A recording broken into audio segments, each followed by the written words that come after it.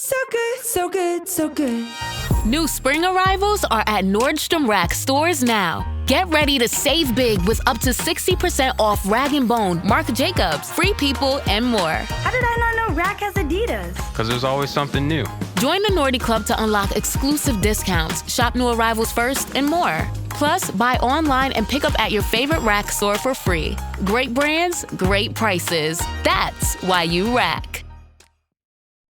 Spring starts at the Home Depot, and we are bringing the heat to your backyard this season.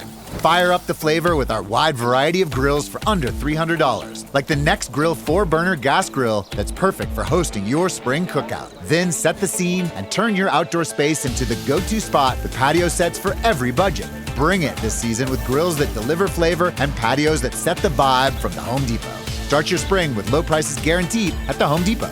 Exclusions apply. See homedepot.com/price match for details. Welcome back to Fine Tuning with Drew Taylor, your one-stop shop when it comes to animation news and commentary.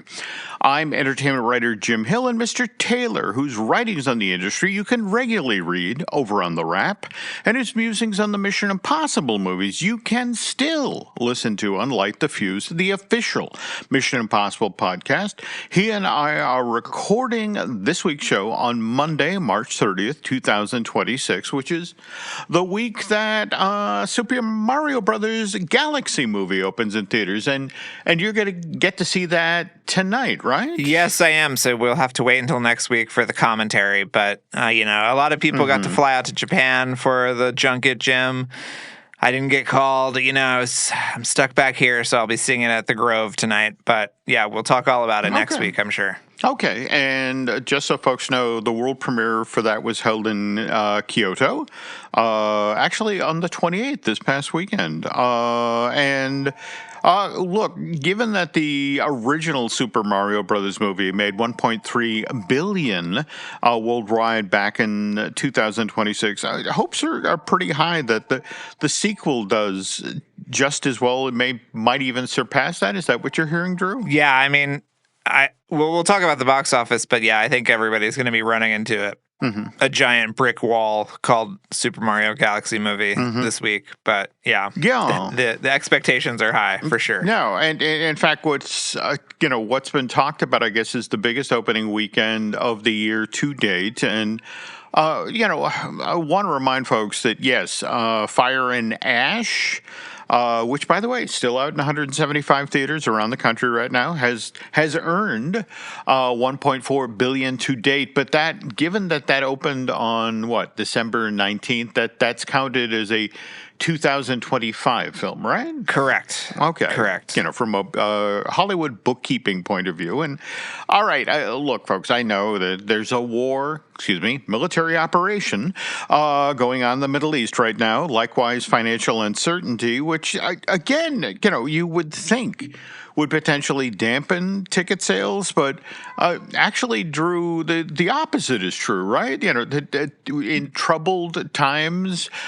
people need distractions, so they go to the movies. So, that I guess the original talk was 150 to 165 million potentially in North America, but they are talking maybe a little higher than that as well. Yes, although they always downplay the number so that when it makes some more, they can say, "Oh, it overperformed, did above expectations." Another bit of Hollywood bookkeeping that we love. I always loved that bit of theater.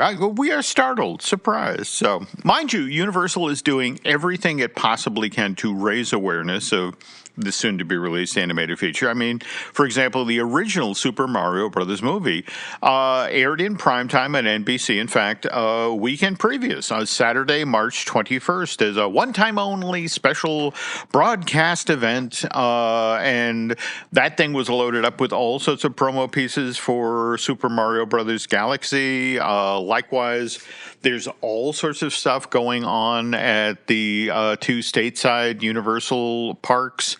What is it? You can meet Yoshi. There's special merch, the Lumas that you can buy that sit on your shoulder, food items, and all of that is going on. Well, it started on March 10th and it runs through April 13th, 2 weeks into the theatrical run of Super Mario. So they're doing everything they can to raise awareness of this thing. But like I said, Drew and I will talk about the actual box office number next week. How this actually does and the film itself when we get to next week's fine tuning. But for now, it's actually time for us to talk about how things went at the box office this past weekend. But before we do that, Drew and I need to acknowledge our sponsor, which is unlockmagic.com, a go-to place for some of the best deals in theme park tickets. And if a Disney or Universal trip is anywhere on your radar for 2026, Unlock Magic can help you get great ticket prices without the stress, all handled by people who really know the parks and more importantly, know how to save you money. So if you're starting to think, okay, this is the year we finally go, head on over to unlockmagic.com to grab the best ticket prices and then make that future trip just a little bit more magical. Okay, pivoting now to this past weekend at the North American box office. Project Hail Mary, number one again, 54 million, second weekend in domestic release, 164 million to date in that territory with an additional 136 overseas. So worldwide gross of 300 million? And we were talking on last week's show about Phil Lord and Christopher Miller, the gentleman behind the Across the Spider-Verse films, who typically work the animated side of the street. And so, there was a part of me thinking, okay, what's cool about Rocky is he's sort of an animated character, but that's not true. He's mostly puppeteered, but with CG. No, it's about 50-50. Okay.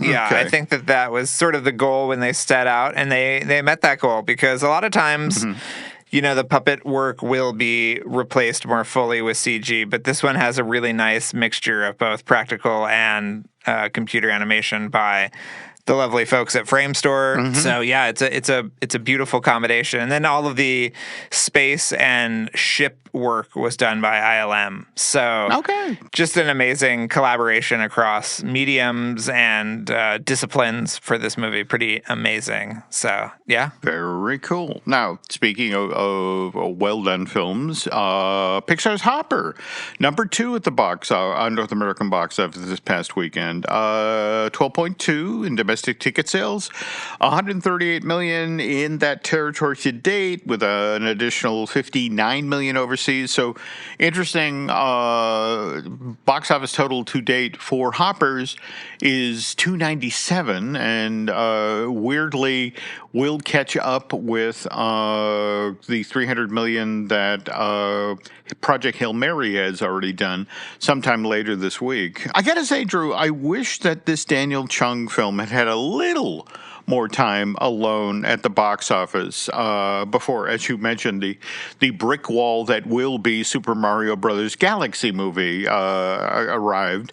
I really wanted more people to see this because they actually pulled off something that was really difficult, where you have two different takes on a character essentially giving one performance. I mean, we have Mabel, the 19-year-old girl, versus Mabel inside of the little, beaver avatar.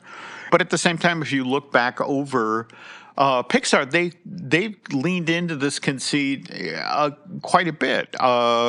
We have Queen Eleanor from Pixar's Brave, the actual human queen and a bear.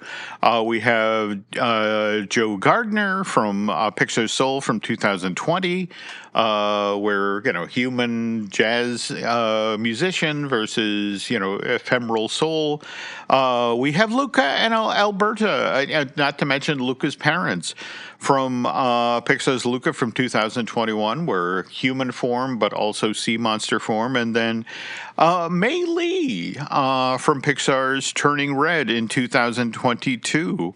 The red panda, as well as the little girl dealing with the throes of puberty. And that's the thing. Pixar really does this well, and I have to admit, me personally, I loved the physicality of human Mabel versus beaver Mabel. When you were up there, doing the long lead and such, did they talk about the challenges of a consistent performance at all, or? No, they didn't really. But I mean, yeah, it's on the screen for sure. I mean, there's a lot of transformations in Pixar movies, which is just something that animated movies can do better than anybody, really. All true. All true. I think it's really amazing how both Hoppers and Project Hail Mary only fell. Project Hail Mary was 32.3% down from last weekend, and Hoppers was only 31.5%, which are really good holds at the box office and proof that, original, bold storytelling is actually being valued at the box office. And you saw that GOAT, Jim, finally crossed that $100 million mark domestically as well, which is very good. So glad you brought that up, because again, that debuted back February 13th, and as Drew mentioned, finally $100 million domestic, $80 million overseas, worldwide box office total of $180 million. That said, kind of like what happened with the most recent SpongeBob movie, Search for SquarePants. I kind of wish both of these films had gotten a little more attention, but it's also worth noting, we've talked previously in the show about Angel Studios' David. And what's interesting about all three of the films I just mentioned, GOAT, Search for SquarePants, and David, is they all became available for streaming relatively recently. Angel Studios put David out available for streaming on, I want to say, January 27th. Search for SquarePants debuted February 17th, and GOAT actually became available for streaming just this past week on March 25th, whereas Zootopia, that became available for streaming on March 11th. And by the way, we've talked previously about the box office for this Jared Bush, Byron Howard film. It sits at $1.86 billion, and which is a tiny bit of frustration at Disney. They really did want this to make it to 1.9, but it doesn't seem like it's happening. Whereas KPop Demon Hunters continues its world domination, and we will talk more about that in a moment. But first, this. Protein is now at Starbucks, and it's never tasted so good. You can add protein cold foam to your favorite drink or try one of our new protein lattes or matcha. Try it today at Starbucks. This episode is brought to you by White Claw Surge. Nice choice hitting up this podcast. No surprises. You're all about diving into tastes everyone in the room can enjoy, just like White Claw Surge. It's for celebrating those moments when connections have been made and the night's just begun. With bold flavors and 8% alcohol by volume, unleash the night. Unleash White Claw Surge. Please drink responsibly. Hard seltzer with flavors, 8% alcohol by volume. White Claw Seltzer Works, Chicago, Illinois. Refreshing wild cherry cola meets smooth cream. The treat you deserve. Pepsi Wild Cherry and Cream. Treat yourself. And we're back. Okay, quick story here, folks. Nancy and I were at a family birthday party yesterday, and Manny, who is the soon-to-be 3-year-old Nancy's grandnephew, we're eating dinner, and he mentions how on the drive over in the car, he heard Golden, the K-Pop Demon Hunters Academy Award-winning song. And it was just, and it's just one of these things where it's like a 3-year-old knows about K-Pop Demon Hunters. It's like, wow, the people at Netflix are clearly doing their job. When it gets to that level, that's crazy. But again, it's a machine now. We have a sequel it's already on its way. It's supposed to arrive in 2029. And, of course, the challenge now over the next 3 years is to keep K-Pop Demon Hunters front of mind till K-Pop Demon Hunters 2 arrives on Netflix again in 3 years. And so toward that end, Drew, as we were putting together this week's show, you wanted to point toward that Happy Meals ad that the actual directors of K-Pop Demon Hunters worked on. Is that right? Yeah, that's right. Chris and Maggie oversaw this new ad for the adult Happy Meal that is available tomorrow, actually, Jim. We'll see if I can get a hold of one, and then I'll do a little food review next week, too. Oh. Yeah, but there are two, you can do your Saja Boys breakfast, or you can do the Huntrix lunch, basically. And they come with, collectible trading cards and unique packaging. And what I'm most excited about, Jim, specialty sauces for each meal. Yes. So that supposedly are inspired by what you can get if you went to a McDonald's in actual South Korea. And I got to say, this is a 30-second ad? This is a 60-second ad? I meant to check the timing. Yeah, I think it's 30, but I could be wrong. But it has all new animation. It's really a well done commercial. Oh no, absolutely. Yeah. I mean, it's one of these things that is so vividly, and again, when you think about, it's really kind of a haiku of the movie. Because it hits so many of the beats and has so many fun sort of nods back to the actual film. I mean, I would argue that people would watch this McDonald's ad and think, the 5 people who have not seen K-Pop Demon Hunters yet, it's like, okay, maybe I need to see this movie. It's so much fun, if only for the hash brown abs. Anyway, yes. The other thing that's worth noting here is on a completely parallel track. And again, remember, Netflix is trying to keep K-Pop Demon Hunters front of mind until the sequel gets here in 2029. So we learned of a K-Pop Demon Hunters World Tour, a live show featuring performances of songs from the film. And have you heard anything about this? I mean, it again, legitimate world tour, visiting dozens of cities around the globe.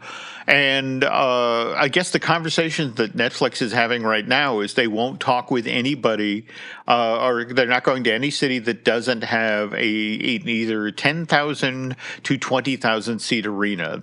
That's what they're anticipating they're going to need at each stop of the tour. Yeah, I mean, I don't know the particulars. I don't know. There was actually a really great article written last year called "How K-Pop Demon Hunters is Netflix's Frozen." I forget who wrote it. Oh yes, that was me.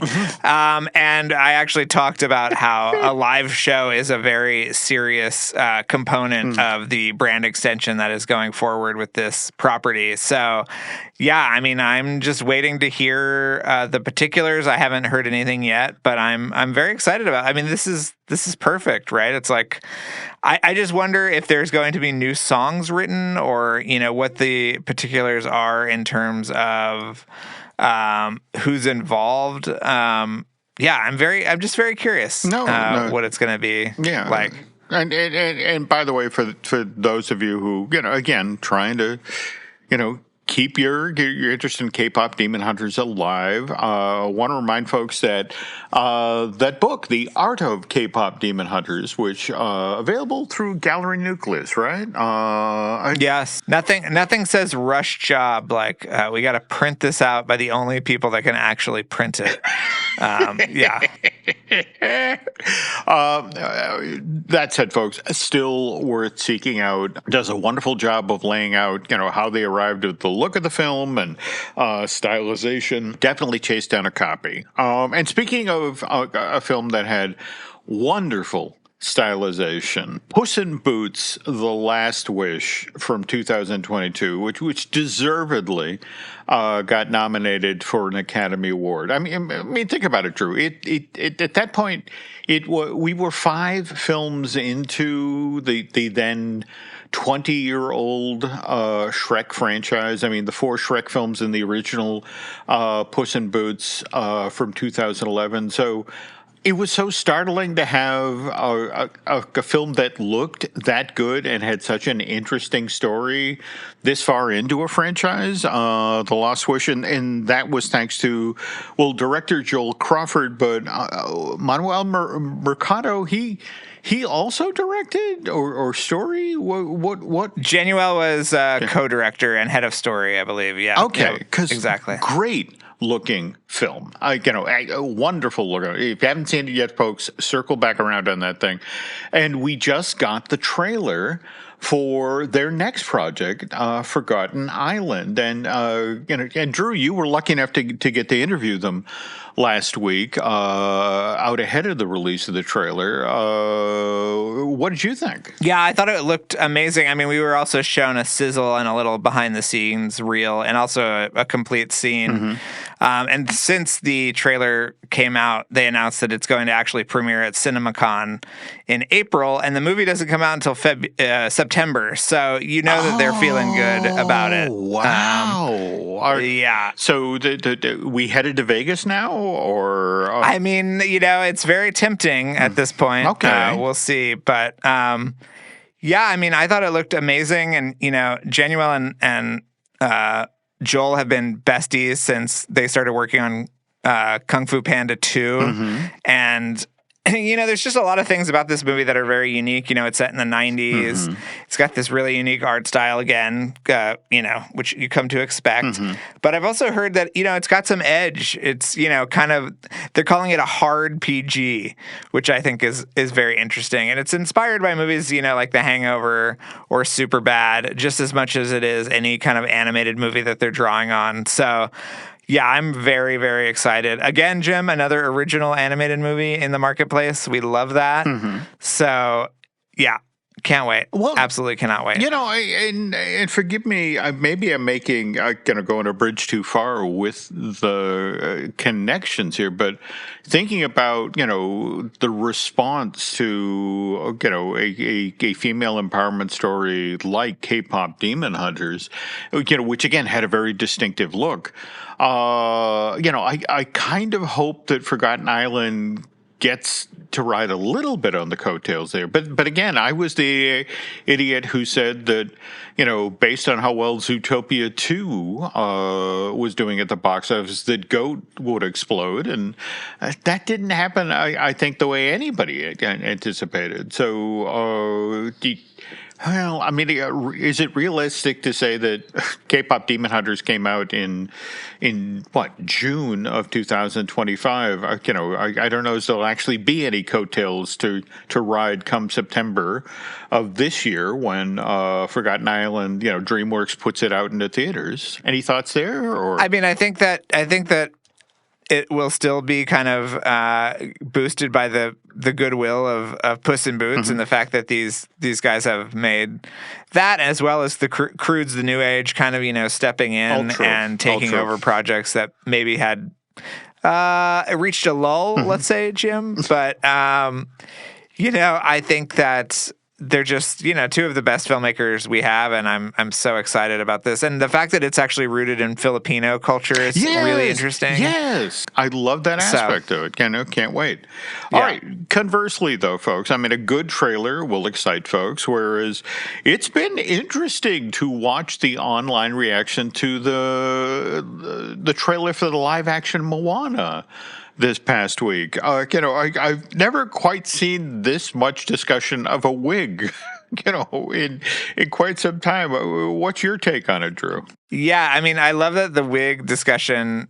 I love that, first of all, that wig technology has not gotten any further than it has in 100 years of filmmaking. It still sucks, but I think it was very funny that immediately after the wig discussion started, that Disney put out this press release about how detailed the wig was and how Dwayne was wearing 40 pounds of prosthetics and all of this stuff, and it's like, okay, that's all well and good, but yeah, I don't know. It was very funny to watch the back and forth, basically from Disney and the fans. Yeah, and look, all right,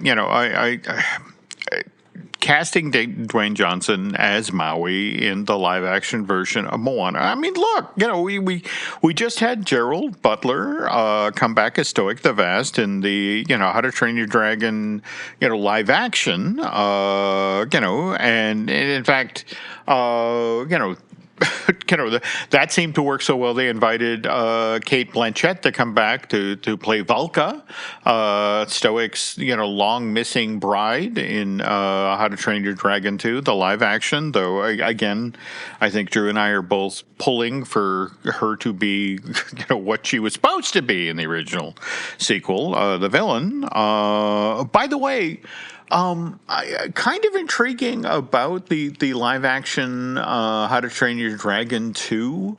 We're right now 15 months out from its announced arrival date in theaters. What is it? June 11th, 2027. So it supposedly began shooting back in January. Have you heard anything about what's going on with Oh, yeah. Dean, I think, was in Norway again by the end of last year. It was very quick. Wow. Okay. Yeah. Although, I haven't seen any, set photos or anything yet, but I bet we'll get a teaser this summer is my guess. Okay.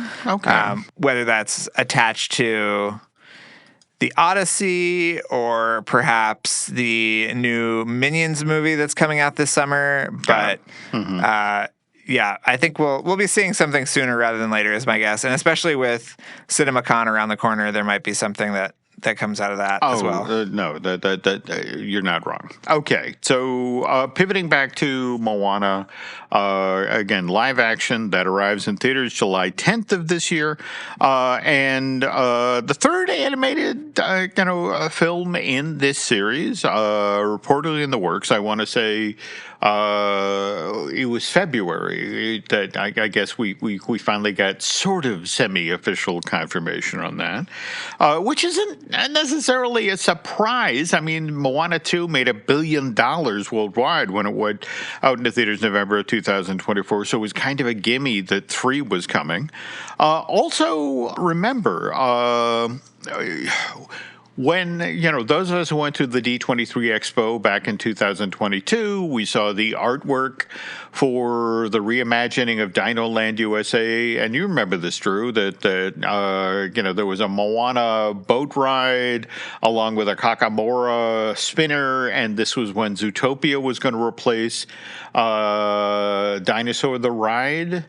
And then, by the time the next D23 Expo, we had seen those plans mutate into an Encanto dark ride and a merry-go-round that sort of celebrated Disney animals. And then Dinosaur was going to be an East Coast version of Indy. Well, I want to stress, folks, that doesn't necessarily mean that Moana isn't going to have a presence in Disney's Animal Kingdom. But where this gets interesting, Drew, is that supposedly the focus has now shifted to the waterfront area where Rivers of Light was supposed to run for years and years and years and years.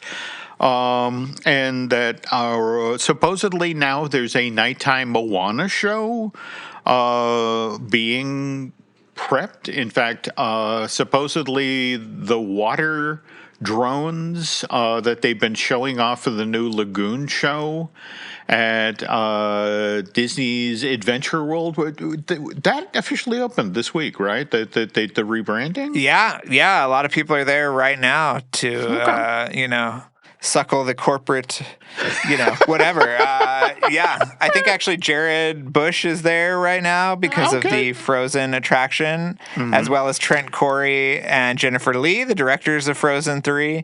And they officially announced that Anna and Kristoff are getting married in Frozen 3. Wow. So, yeah. Okay. Lots of big news coming out of France, Jim. Yeah. Well, there we go. But anyway, back to Animal Kingdom. Again, you got to remember they built a 5,000-seat arena facing into, waterfront space that I want to say that show ran maybe a year, 15 months, and so they're anxious to get something in there. But it's supposedly what's in the works is puppets and the underwater drones. So it'll be interesting to see what happens going forward there. And also supposedly Nemo the musical, the building that Nemo the musical is in, might get Moana-ized as well. But that's a topic further on down the line. We will be talking about more animation-based theme park stuff in a moment. But before we do that, there's this. Score more with the college-branded Venmo debit card and earn up to 5% cash back with Venmo Stash. Got paid back? With the Venmo debit card, you can instantly access your balance and spend on what you want, like game day snacks, gear, tickets, and more. The more you do, the more cash back you can earn. Plus, there's no monthly fee or minimum balance. Sign up now at Venmo.com/collegecard. The Venmo MasterCard is issued by the Bancorp Bank N.A. Select schools available. Venmo Stash terms and exclusions apply at venmo.me/stash terms. Max $100 cash back per month. This episode is brought to you by Redfin. You're listening to a podcast, which means you're probably multitasking. Maybe even scrolling home listings on Redfin, saving homes without expecting to get them. But Redfin isn't just built for endless browsing. It's built to help you find and own a home. With agents who close twice as many deals, when you find the one, you've got a real shot at getting it. Get started at redfin.com. Own the dream.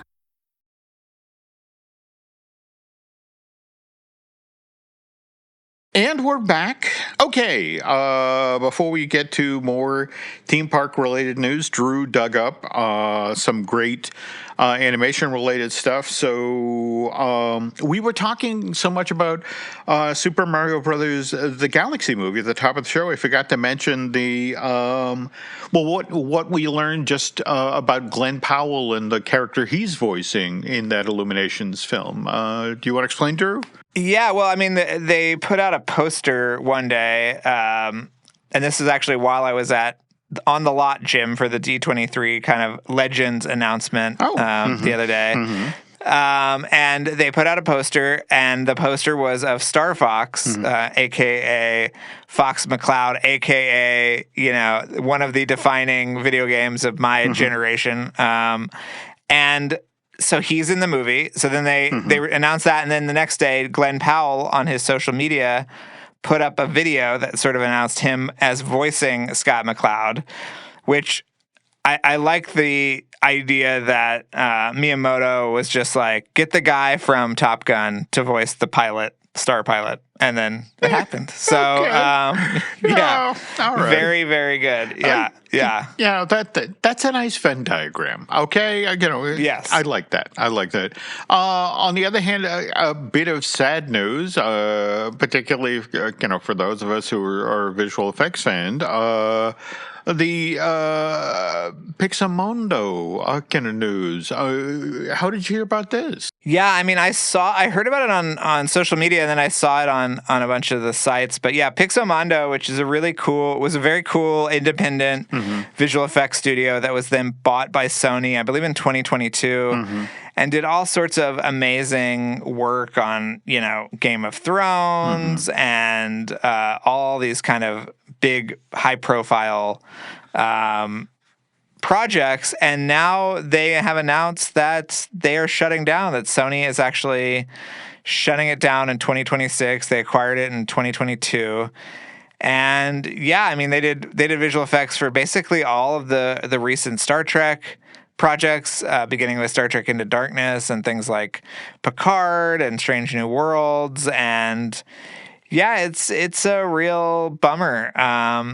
They also did the effects for All Mankind, which is really wonderful and beautiful, and came back for its 5th season just this past week. So really bittersweet there, Jim. But yeah, they had offices in Los Angeles, Frankfurt, Stuttgart, Toronto, Vancouver, Montreal, and London. And I guess everything is going to shutter now. So I mean, very disappointing. Yeah, I mean, it's just, and people need to understand that when this happens and when you have talented teams that are scattered to the four winds like that, when places like this shut down, there's institutional knowledge that you lose. How to do that effect or how to pull off a certain look or that sort of thing. So, these sorts of shutdowns can have long-lasting effects in the industry. So. So sad. On the other hand, we've been talking about Netflix and animation, and just want to remind folks that Stranger Things Tales from '85 will be debuting this coming month. First episode dropping on the 23rd, but we got a trailer, right? Yeah. Did you watch this trailer, Jim? Not yet. I was busy pulling together a show, but what I've seen so far of Tales from '85, the clips here and there, it looks great. I mean, they really have done a nice job of capturing what the kids looked like early on in the show. And no, it looks like a lot of fun. How many episodes total? I believe there are 8. Okay. I've seen the first 2. Mm-hmm. And yeah, I mean, the animation is really beautiful and the designs are really striking. Mm-hmm. And it's got a nice edge to it. It's also nice where they kind of slot it into the mythology. Mm-hmm. On the first episode, there's a character talking about the opening of Starcourt Mall, and so it's very much in the world. Okay. But I do love the fact that this started off as an idea to do a Saturday morning cartoon version of Stranger Things, and it has since morphed into the most sophisticated, cutting-edge computer animation that anybody has ever seen, which I think is very funny. Yeah, but yeah, in the what is it? The Hanna-Barbera tradition of Fonzie joins the army or Laverne and Shirley get their own Saturday morning show. That's funny. Right. Okay. Anyway, back to the Disney theme parks now, and Drew, you've been tracking the story for quite a while now. The Disney Villains Land that's in the works for the Magic Kingdom. In fact, by the way, Drew got a lot of guff from folks at Disney of the effect of what you said was wrong. That we're not changing the plans at all. And then what was it? Literally like days later, the formerly known as Reedy Creek outfit, revealed that in fact the building, there were at least a couple of buildings that were expanding their footprint. The plans were obviously changing, right? Yeah, it was very weird, Jim, to have that rebuked and then immediately confirmed right afterwards. But yeah. So whatever, people are just doing their jobs. It's fine. Everything's fine. You always have this issue when you write about a company like Disney, where it's a building full of storytellers, and they want to tell the story in their own way. Toward that end, though, as Drew bore out in his story, that supposedly it was Mr. DeMauro, the new CEO of the Walt Disney Company, who personally, looked at the plans, for Villains Land and effectively said, this needs to be more fun.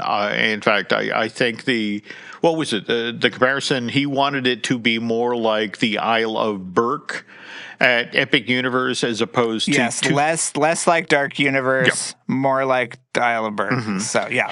So this is where this is getting interesting because now the question is, well, what's a fun villain? I mean, obviously, there've been over the years, Disney, if you go to the theme parks, you can run into, say, the evil queen from Snow White or Maleficent, and to a lesser extent, you see Ursula, used in parades, that sort of thing, but they lean into the camp there. And what's kind of interesting, an Ursula spinner has been in the works for the Disney park since The Little Mermaid originally was released at theaters back in November of '89. In fact, that is supposedly back on the table for what they're considering for Florida. And by the way, this was got very far along for DCA. In fact, when that park first opened in 2001, the plan was for phase 2 of the park. In fact, you can see the space today where the Ursula spinner was supposed to go. It's in the final turn of the track for the Incredicoaster, the old California Screaming, just before the train pulls into the station. There's this giant space where the spinner would have dropped. It would effectively, I've been just 100 feet or so away from, what was then King Triton's carousel, and now Jesse's Critter Roundup, whatever that's called. Likewise, there was a plan for a time for when they were redoing Paradise Pier to turn California Screaming into the Disney Villains Funhouse Coaster. And what was kind of interesting about that is, as you roared along that 5,000-foot track, you were supposed to pass in and around and under all of these oversized icons for the Disney villains. Captain Hook's hook, the Evil Queen's crown, one of the Scream tunnels, the thing that supposedly keeps the noise from going out into the neighborhood, was going to be shaped like Jafar's staff. You were literally going to rocket into the mouth of a giant snake. And what was especially fun about this was, if you entered from by where what used to be the Ariel's restaurant was located, you would have walked into that side of the park through a giant representation of Ursula's mouth, and she would have been flanked on either side by her evil eel cohorts, Flotsam and Jetsam. So, and that's the thing. Supposedly now, because DeMauro said this needs to be fun. So a lot of this stuff that had previously been considered for Disney villains related projects have been pulled out and thrown back on the table. And by the way, folks, a little weird bend on this story. If you want to see a little bit of the Disney Villains Coaster that was supposed to go into California Adventure, you have to go to the Walt Disney Presents exhibit at Disney's Hollywood Studios, and they have the model there of Paradise Pier. But what's kind of interesting is if you actually pay attention, the coaster cars have been painted purple on that model because Disney Villains Coaster was so far along at that point, they had built a dimensional model, and then only at the last minute it got its plug pulled. But I have to ask folks, and just putting this out there to our listeners here on Fine Tuning, if you're looking for a fun Disney villains themed land, and understanding that if we're being completely honest here, there's already, the Evil Queen, Maleficent, that sort of thing. They're already got a really strong presence in the park. Which characters would you like to see in this expansion of the Magic Kingdom? I mean, I keep hearing that Mother Gothel is being talked about. And, obviously with the new Tangled live-action Rapunzel, and in fact, Catherine Hahn has finally been confirmed as Mother Gothel, right? Yes, she confirmed it herself, on social media. Very fun. Cannot wait. Any thoughts yourself, Drew, about, if again, because what's interesting is obviously, Cars Land, Piston Peak, things were too far along to make any adjustments there. But is there anything you yourself would like to see, show up in Villains? Well, Jim, I would love to see some kind of Radigan style ride or attraction of some kind. One of my favorite Disney villains for sure. He's everyone's favorite rat, criminal rat, as we know. But you can't call him a rat. That's the only problem. There we go. No, Vincent Price did such wonderful work on that film. Though, did you? In fact, by the way, again, the Ron Clements book is still finally coming out this year, right? That's what I've heard, Jim. I don't know what the holdup is, but he's back in the building, advising on things, which I actually wonder if he and Eric are working on the little Maui animated version for the movie, the live action movie. Eric, a soon-to-be Disney legend, Jim. We should say that as well. I wanted to ask you about that because, again, we got our obviously you were on the lot, there for the announcement of the legends. We okay with the current crop because it seems to be, very consistent with the way the modern Disney company handles its legends. I'm old enough to remember the first one when, it was, the first Disney legend was Fred McMurray, and there was a concern that, we need to give it to Mr. McMurray now because he's old and he might die. Whereas, and don't get me wrong, I love Alan Tudyk. He's done some amazing voice work for the Disney company, and he should be celebrated. But I kind of feel like that's the same decision to give a friend of the show, Josh Gad, Disney legend status. I love Josh Gad, but at the same time, I think even Josh made fun of the fact that this is a little premature, isn't it? Yeah. Yeah, I mean, I have some legends that I'm still pushing for, Jim. I think Susan Harris, creator of Golden Girls, should be a legend. And she is 85 right now, still living life, but time is running out. And, as far as Disney CEOs go, I would have given another one a legend status before Bob, but I have also heard that he maybe has turned down the legend status before multiple times. Yes, yeah. I've shared stories with you, Jim, that off the air about how important Michael Eisner still is to the Disney company, even though he sort of maintains his distance, which is, I think, very generous of him. But it's a little weird that Bob Iger is getting it, 6 months. He's not even fully retired until the end of the year, so I don't know. Yeah, very interesting. But on the other hand, if just the whole notion, if you want him to ride off into the sunset, here, take an oversized statue with you. Thanks, Bob. Yes. Get out of here. Well, we know that there have been Disney legends who have secured their legend status as part of their exit from the company as well. So I don't think we're allowed to tell that story. I don't think we can talk about it, but yeah. Okay. And on that note, speaking of getting out of here, Drew again has a screening to get to this evening. For Super Mario Brothers Galaxy, which we'll talk about on next week's show. But for now, look, if you enjoyed getting Drew's take on the animation side of the world, you really also need to check out Light the Fuse, the official Mission Impossible podcast. Drew did that with his co-host, Charles Hood. There are nearly 300 episodes of the show in that podcast archive, and every one of them is a gem. If I'm out on a lengthy drive, I invariably, fire up one of those, and I learn something about a favorite film of mine that I never, ever knew before. And now, mind you, we also have some shows here at Jim Hill Media that we'd like you to also check out. We have, for example, Disney Dish that I do with Len Testa. We have the Epic Universal podcast that I do with Eric Hersey. Likewise, I Want That Too. That's our Disney merch podcast that I do with Eric's lovely bride, Lauren.